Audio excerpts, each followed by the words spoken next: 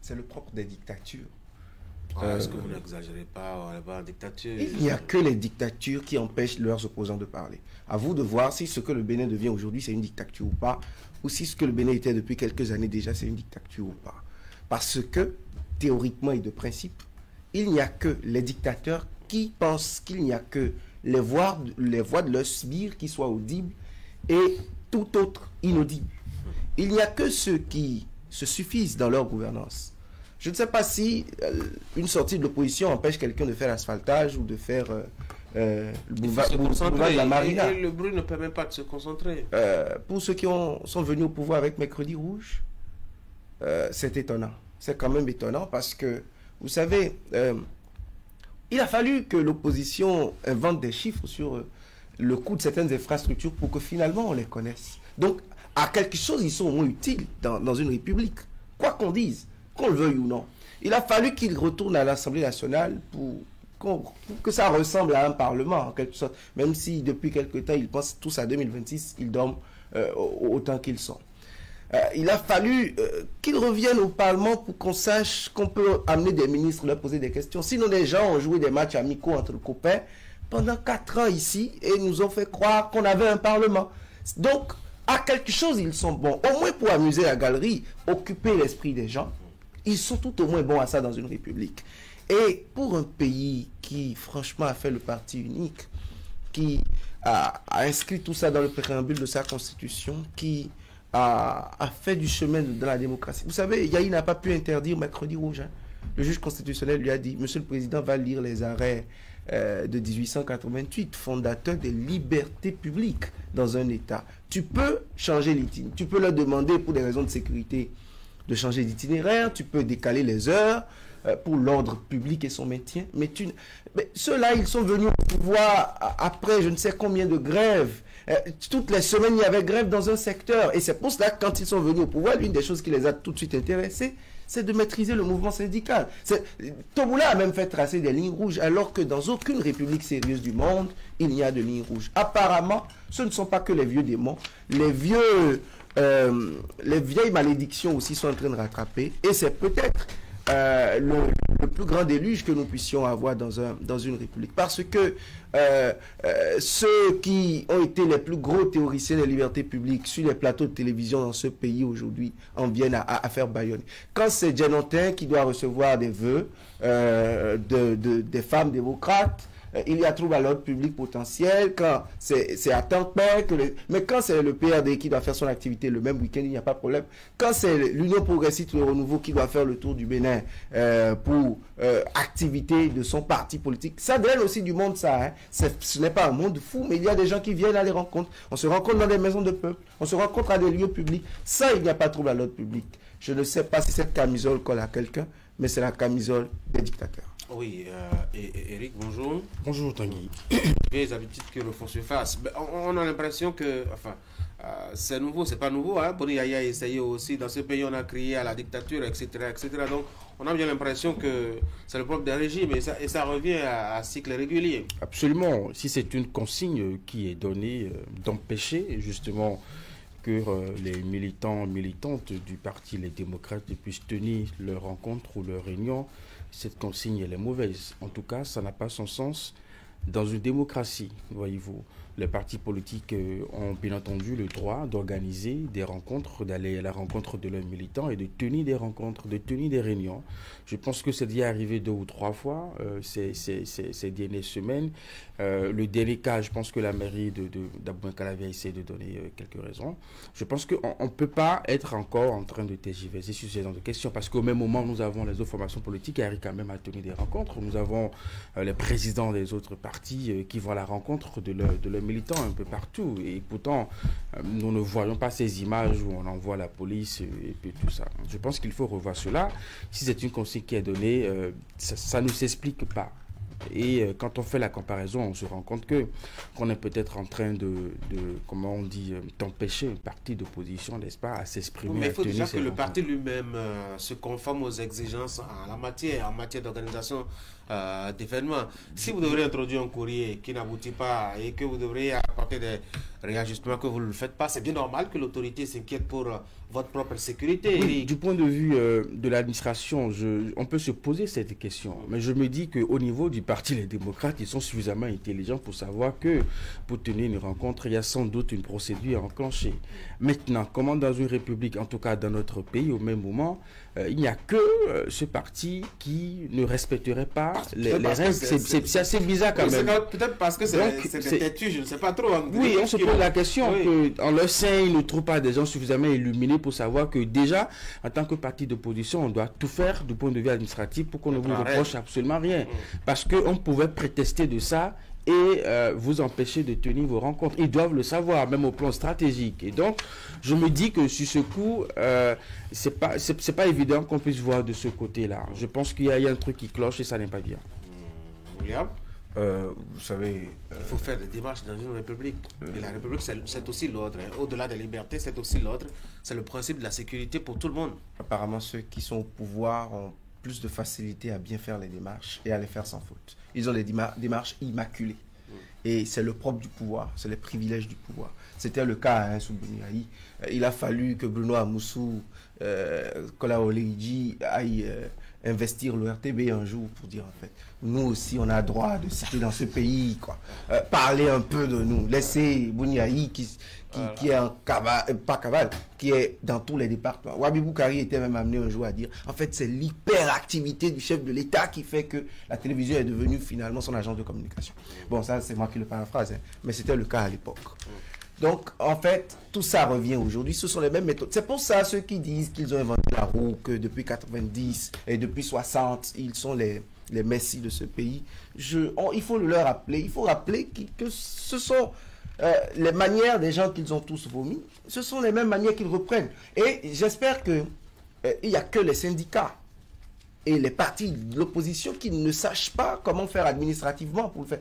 Ce que Yankoti avait interdit à Porto Novo il y a quelques années pour les démocrates. J'espère que c'était aussi pour des raisons d'administration. Prenons-nous un peu au sérieux. Regardons-nous dans la glace et choisissons ce que nous... Moi, je sais quand même que aucune sortie de l'opposition ou des syndicats, une marche des syndicats, les syndicats, ils ont marché. Qu'est-ce qu'il s'est passé après? Est-ce qu'ils ont eu gain de cause? Personne ne les a presque calculés. Mais au moins, le Bénin n'est pas tombé. Et le sol ne s'est pas ébranlé sous nos pieds. Oui, mais il y a eu des citoyens qui avaient envie d'aller devenir librement, dont on a rendu la mobilité difficile ce jour-là, etc.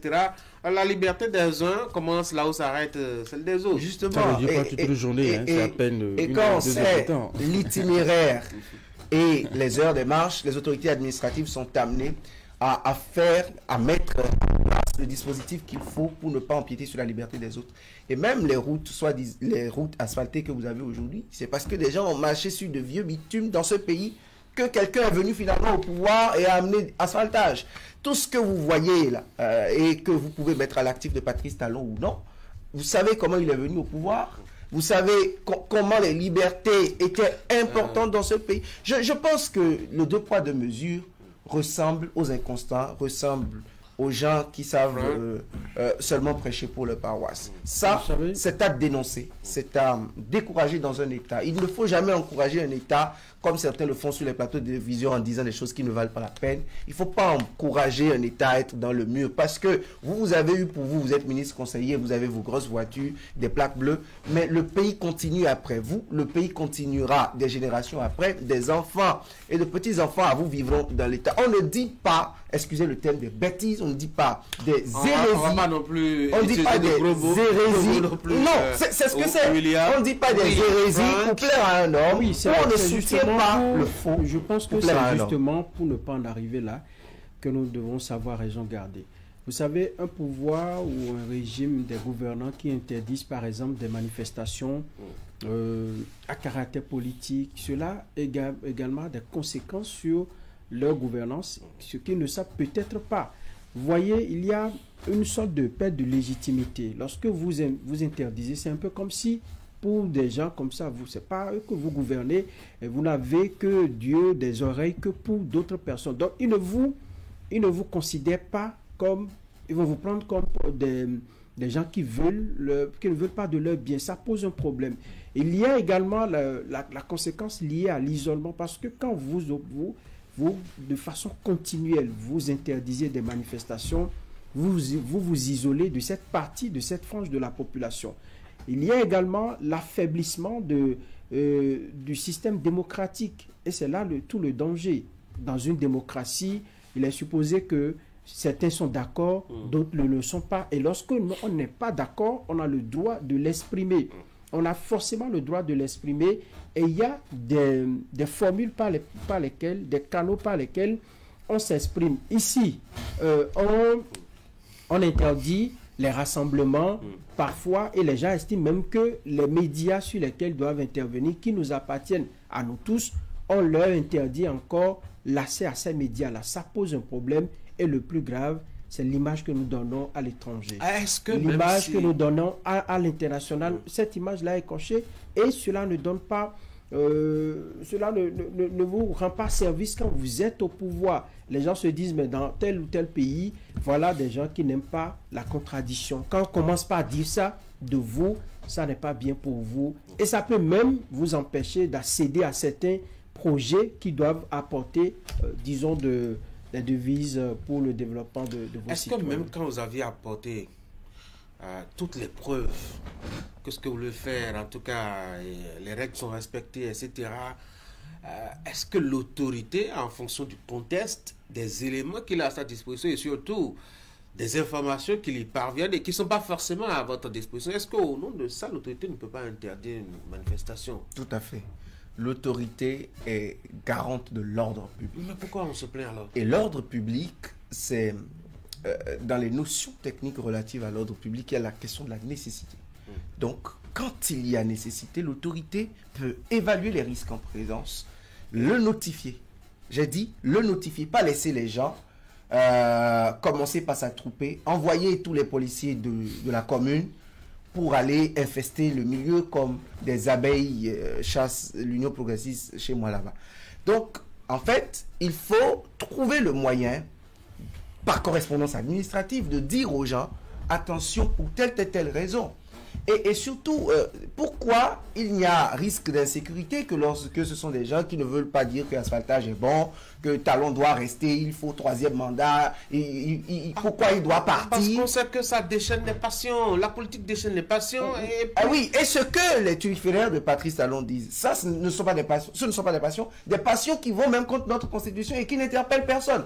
Ceux qui nous demandent le patriotisme et qui jouent ça en boucle demandent à nos jeunes frères d'être patriotes, de ne pas écorcher l'image du Bénin en étant cybercriminels sur Internet. Ils font la même chose que ces frères qui vendent mal notre pays en montrant que notre pays est un pays d'escrocs. C'est pareil. Ceux qui ont dit qu'il ne faut pas prendre parti pour l'AES ou le Niger, qu'un bon patriote, tout ce que Talon fait dans cette crise devrait être bon, ils font la même chose que ces mêmes personnes qui ont été voir Tiani, qui ont pris des poignées de main contre leur propre pays, parce qu'ils ont envoyé l'image négative au même titre que ceux qui pensent que parce qu'on a fait recruter de jeunes policiers, on leur a apporté des treillis, il faut leur confier, il faut aller les emmener à tous les endroits où l'opposition est en train de faire des activités. L'opposition n'aurait pas eu le minimum de liberté sous la dictature déguisée de Yahi, que nous ne serions pas là aujourd'hui.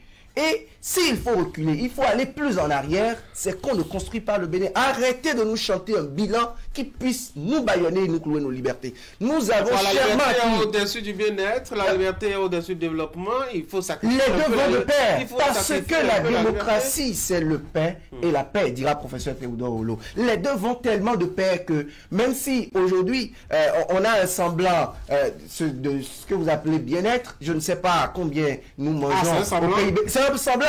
Dieu seul sait ce que dans nos poches depuis. Et si à ça, on doit nous ajouter un emprisonnement dehors, une incarcération à ciel ouvert, je dis que c'est la pire des choses qui puissent arriver à la démocratie aujourd'hui. On va changer de sujet. On va parler de la présidentielle de 2026 avec notamment l'opposition. C'est vrai qu'elle est multifacette, hein, cette opposition à Patrice Talon. C'est l'heure déjà de commencer à se mobiliser.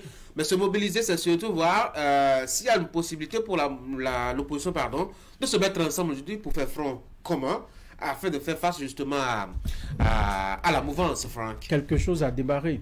Ah oui? Oui, vous avez Ils ont créé un vu, cadre de concertation. un cadre de concertation. Combien de fois se voit-il par mois ou par semaine? Oui, c'est fort, ça a amené des activités. J'ai vu encore, il y a quelques temps, ils ont fait le tour des autres partis politiques pour aborder des questions qui concernent, disons, toute la classe politique. Ils se voient régulièrement, je crois. Et également, ils font des sorties médiatiques pour montrer un peu la pertinence de leur démarche. Je pense que si ils évoluent tel qu'ils le font là, c'est possible qu'on observe un front commun, qu'on assiste à une fusion des énergies pour 2026. Mais vous savez, l'histoire de ce pays nous enseigne que très souvent, l'opposition ne tient pas toujours jusqu'au bout. Vous allez voir, lorsque vous revisitez un peu l'histoire, il y a que au dernier moment, on ne sait vraiment pas ce qui se passe. Peut-être que ceux qui ont intérêt à ce qu'il n'y ait pas ce groupe compact-là en face travaillent pour. Et ça, c'est le jeu politique. Où vous allez voir, au dernier moment, des gens commencent par se désister, où on assiste à des mouvements incompréhensibles, où les forces... des revirements spectaculaires. Des revirements spectaculaires, où ça ne tient pas bon, ça ne permet pas d'engranger des résultats. Et donc, moi je dis, il y a quelque chose qui a démarré. Si ça continue, on pourrait avoir ce dont vous parlez. Mais j'attends de voir les moyens qu'ils vont se donner. Parce que la question de la désignation du haut de candidats, comment nous irons aux élections, la prise en compte des desiderata de tous ceux qui constituent aujourd'hui l'opposition, ça fait partie des questions cruciales, des équations qu'ils doivent résoudre au fil du temps. Si on passe à côté des bonnes solutions, si on passe à côté des bonnes résolutions et des moyens qu'on doit se donner pour y arriver, je crois qu'on n'aura pas gain de cause. Mais je veux bien croire ils mesurent la portée de ce qu'ils recherchent, parce que leur problème aujourd'hui, c'est de dégager ceux qui sont là et de prendre le pouvoir et de l'exercer. Quelle sera la meilleure formule, Eric? Celle de 2011 peut-être, avec un Union fait la nation, même si le résultat à la fin, ce fut un violent chaos, jamais oublié, ou bien la solution de 2016, chacun pour soi, puis après au second tour, on signe un papier, quitte à ce que ce ne soit plus valable 2 ans après. Je pense que pour ça, ils ont vu ce que ça a donné comme résultat.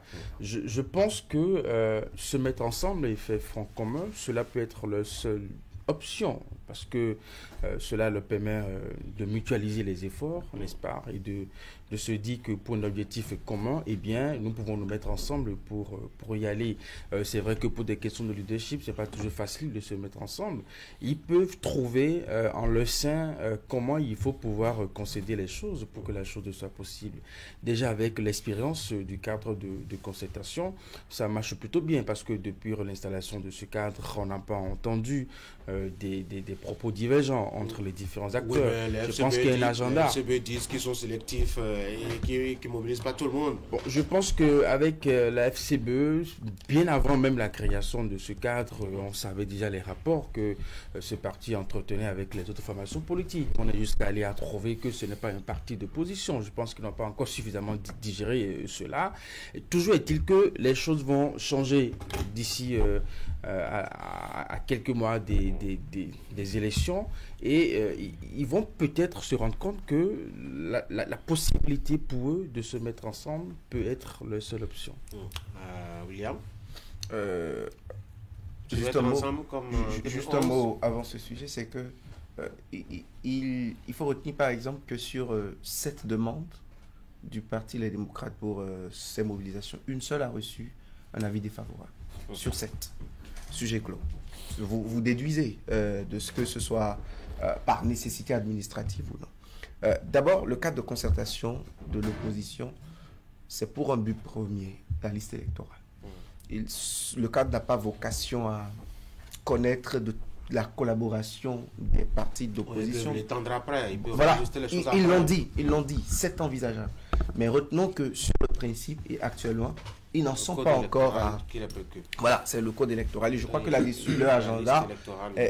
Voilà, la liste électorale, pardon. Leur agenda est en train de se dérouler. Maintenant, pour l'ensemble. L'opposition sait que le code électoral est taillé sur mesure. Un peu comme Kérékou disait que la Constitution est à sa mesure.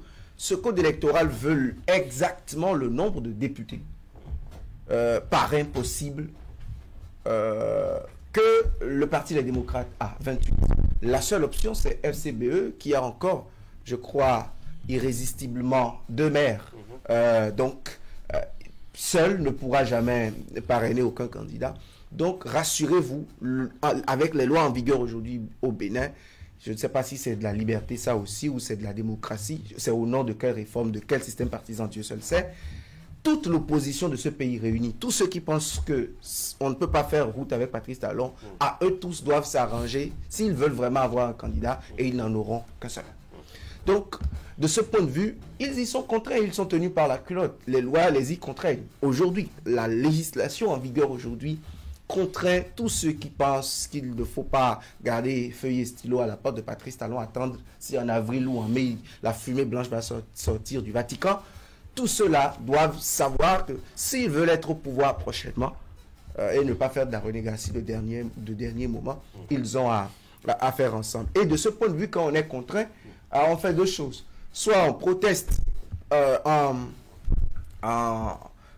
se désistant, en faisant la politique de la chaise vide pour se faire entendre. Je ne sais pas si ça a marché une fois dans ce pays. Ensuite, si on ne veut pas protester, on fait avec le jeu, histoire d'espérer un gain politique là-dedans.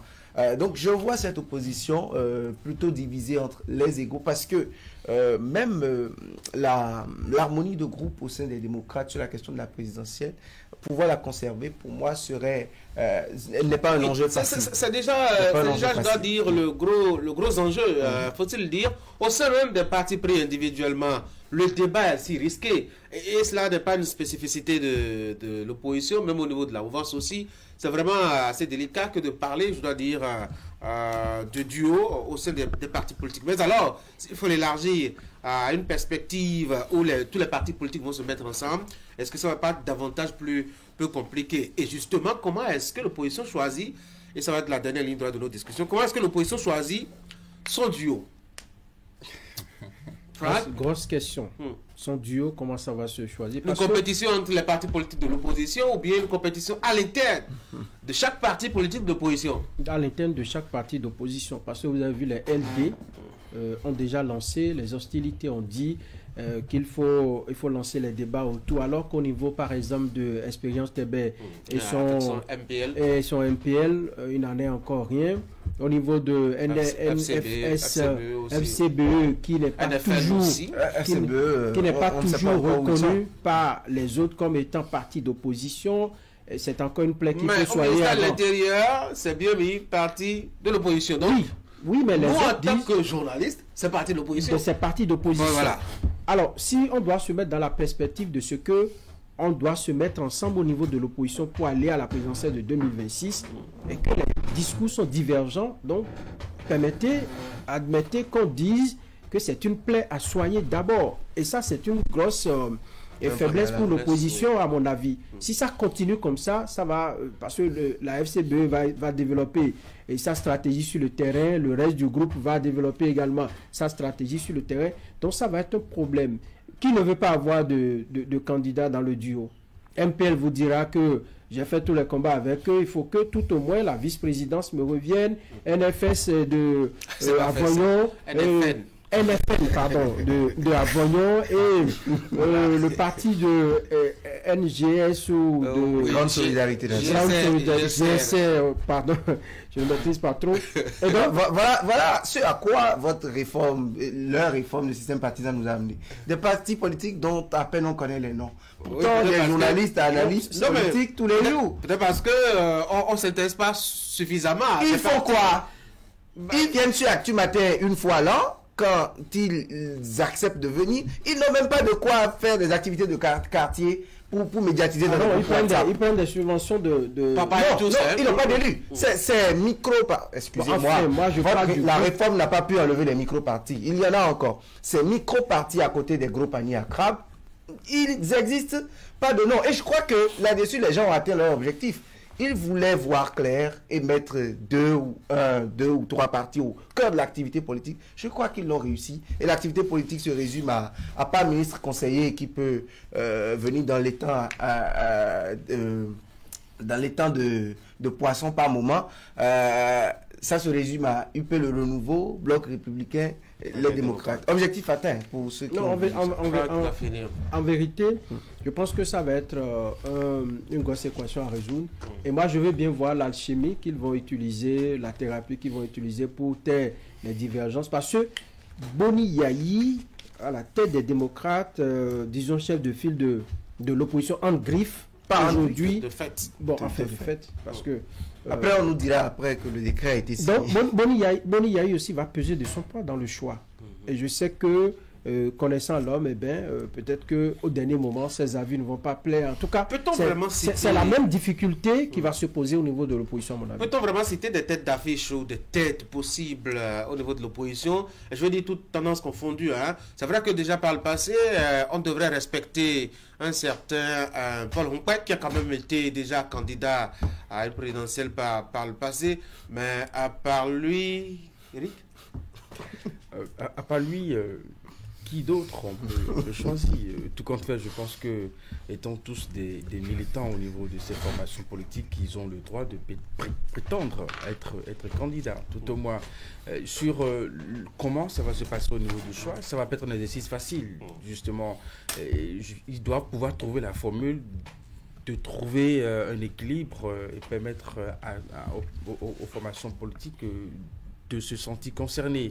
Mais toujours est-il que nous savons que tout va se jouer vraiment du côté des démocrates, parce que c'est la plus grande formation politique de l'opposition en termes de rapport de force par rapport aux autres, parce que après il faut pouvoir poser la question, qu'est-ce que vous apportez justement? Le tout ne suffit pas d'être parti politique de l'opposition.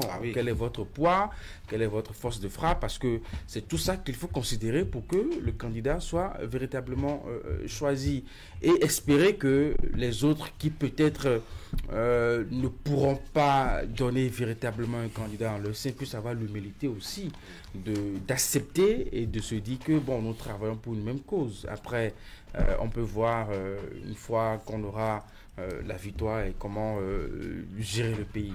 Ça va pas être un exercice facile. Il faut vraiment que entre leaders de l'opposition, ils puissent se concéder certaines choses pour que le choix soit véritablement fait. Après, je pense que du côté des démocrates ou du côté du parti FCBE, nous avons des leaders, nous avons des têtes d'affiche. Voilà, et chacun... vous n'en citez pas, hein? Moi, j'ai quand même... Moi, j'ai quelques noms. Oui, Noureli Achade, Rundete, Chabi Yayi. Qui peut faire des duos. Oui, qui peut faire des duos. Et en interne, ça s'entend, on apprend des choses. Il y a des gens qui se démettent déjà pour avoir les moyens et qui rassemblent les moyens pour... Maintenant, est-ce que ça va être... c'est le parti qui va financer, non pas les individus. Détrompez-vous. Si vous-même, vous ne vous prenez pas au sérieux, vous n'avez pas un petit... un pilier en termes de finances. Vous n'allez pas dans un parti politique, vous ne pouvez pas... Est-ce qu'à cette allure, on n'est pas en train d'aller vers l'option où c'est les démocrates qui choisissent pour toute l'opposition? C'est évident, ils ont 28 députés, ils ont le parrainage. Et aujourd'hui, l'exclusion, bonjour à Adrien Ngwedi, l'exclusion manifeste en matière électorale aujourd'hui. Est-ce qu'il vous suit? C'est bon, je pense à lui en parlant d'exclusion. On lui fera le point. Parce que c'est ça qui lui a coûté les douches écossaises de ces derniers. Et ça continue, hein? Ça continue le lynchage. La presse ce matin. Bon, bref, chacun récolte ce qu'il sème aussi par endroit. Donc, ils mettront... en fait, ils ont la farine, ils ont l'eau, ils ont la casserole, donc ils ont la pâte en fait. Donc, quoi qu'on dise... Il faut que quelqu'un allume le feu. Et si FCBE ne vient pas avec le feu, par exemple... Quel feu? Les deux feux, mais que vous aviez cités par exemple aussi. Ça peut renforcer justement... Renforcer. Mais sans FCBE, LD peut avoir... Bon, si le code électoral ne nous montrait pas autre chose, ou si le juge constitutionnel n'inventait pas un certificat de conformité comme en 2019, où il n'y avait pas les fautes mineures et majeures à la Sénat. Maintenant, en l'état, FCBE et les démocrates est le seul parti qui tout seul peut partir. Donc, si seul je peux y aller, ça va être une bonne option pour et que je vous donne ma poitrine ensuite pour venir, c'est que je monte les enchères. Donc je vous dis, ne soyez pas étonnés que ça pèse beaucoup et qu'ensuite, s'ils font bloc ensemble, alliance de gouvernance ou tout ce que le code électoral prévoit là, que les autres aient de grands postes, soit à l'Assemblée ou dans les communes, qu'on s'entende. Maintenant, les présidentiables anciens peuvent revenir. Djivor, qui était aux côtés de Madougou, Daniel Eda, qui a eu des appétits en 2016. Il n'est pas démocrate, mais si l'opposition fait bloc ensemble, il est aujourd'hui du cadre de concertation avec eux. Pour avoir eu des appétits 10 ans plus tôt, il peut revoir ses appétits, lui revenir. Il y a, comment on appelle, vous avez cité des noms, Eric Koundété, Nourénou Tchadé, voilà, des présidentiables aussi, mais qui, eux, n'ont pas eu l'expérience de... qu'ils aillent chercher Kémy Séba pour faire neutre. Oui, justement. Est-ce que ça va être la meilleure option, selon vous, que LD, plutôt que de se déchirer à l'interne, choisisse carrément, je dois dire, un cheval gagnant hors parti. Et là, ça va être, d'une manière ou d'une autre aussi, l'échec de la réforme du système partisan qui visait à ce que, ma foi, les partis politiques proposent en tout cas ou désignent des gens en leur sein pour être candidats. Je disais que, à moins qu'on aille chercher un certain Kémy Séba, qui n'a pas véritablement milité au sein des partis politiques au Bénin. Mais on connaît sa position par rapport à la gouvernance talon. Oui, sa position, c'est sa position en tant que Kémy Séba. Oui. Ce n'est pas la position forcément d'un militant du parti d'opposition. Oui. Alors, à moins qu'on aille le chercher, sinon en interne, il y a beaucoup d'appétit, il y a beaucoup d'ambition par rapport à la présidentielle de 2026. Si on ne le fait pas ainsi, soyez sûr et certain que la guerre va se faire, le débat sera houleux et les gens vont s'affronter. Et ça là, c'est clair, autant la mouvance a ses problèmes, autant l'opposition en a. Et donc celui qui va finalement peut-être siffler la fin de la récréation, qui ne sera peut-être pas, dont la solution ne sera pas la meilleure, c'est Boni Yayi, et ça peut entraîner... va être inspiré comme en 2016, sinon ça va être la catastrophe. Et il peut gouverner cette manière de faire, mais ça ne va pas le quitter. Kémy Séba pour gouverner les Béninois de Facebook et des réseaux sociaux? Non, faisons des débats. Moi, on parle de notre avenir après 2026. Je ne minimise pas l'homme, je sais qu'il est d'une très grande culture, d'un activisme et d'idéologie vraiment poussée, mais franchement, je ne sais pas si c'est ce dont nous avons besoin. Je ne choisis pas aux Béninois ceux dont ils ont besoin. Encore que celui qui amènera la farine en 2026 se fera coopter par un parti politique. Même les partis de la mouvance, ne soyez pas étonnés que ce soit quelqu'un, et c'est là que je finis, que ce soit quelqu'un qui n'est pas un fin politique, qui soit porté, parce que tant qu'il y a possibilité d'accord de gouvernance, c'est qu'il y a un parti qui peut porter un candidat qui n'est pas membre de son parti. Et s'il n'est pas membre d'un parti, c'est que dans l'autre parti, il peut être juste, on peut lui trouver finalement des allures de membres fondateurs depuis 2018 ou depuis 2019, vous n'aurez rien à dire à propos. Je crains que si c'est accoucher d'un fin politique pour gouverner le Bénin en 2026, ça ne va pas tout de suite arriver parce que la réalité n'a pas changé. La réforme, elle est vieille de 7 ans, mais la mayonnaise ne prend pas encore. Regardez le poids de Talon dans la décision pour sa succession. Regardez la disparition des partis politiques dans le débat politique. Ils n'ont pas les armes. Même l'opposition s'est alliée étonnamment à cet agenda de il faut attendre les derniers moments. Donc rassurez-vous, qui aura l'argent pour sa campagne, qui aura l'argent pour huiler la machine, qui aura de quoi rallier les gens pour faire front contre Talon, sera candidat de l'opposition. N'espérez pas. S'il est politique fin et qu'il ne sait que rallier il ne sait que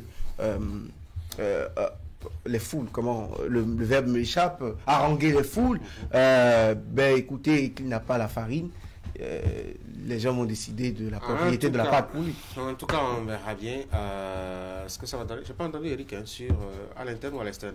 Non, je pense que ça va être compliqué pour eux d'expliquer à leurs militants qu'ils n'ont pas pu trouver un leader en leur sein au point d'aller chercher, n'est-ce pas, une autre personne. Et puisque les appétits ne manquent pas, Franck l'a relevé, les proches collaborateurs de Yayi ne vont pas lui pardonner parce que après ce qu'on a vu en 2016 où voilà, ça s'est passé de cette façon, ils n'ont pas toujours dit en 2016, voilà. Donc ils n'ont pas dû oublier cela. Même en 2021, on avait annoncé un certain Moïse Kérékou, ainsi de suite. Voilà, après, ça a changé. Voilà, tout ça. Donc, et ça les a beaucoup fragilisés, puisque c'était pratiquement à la dernière minute que ces débats se menaient. On avait le sentiment qu'ils étaient un peu divisés. Je pense qu'ils vont éviter tout ça pour vraiment donner l'impression à leurs militants qu'ils sont des leaders et qu'ils sont en mesure vraiment d'être candidats.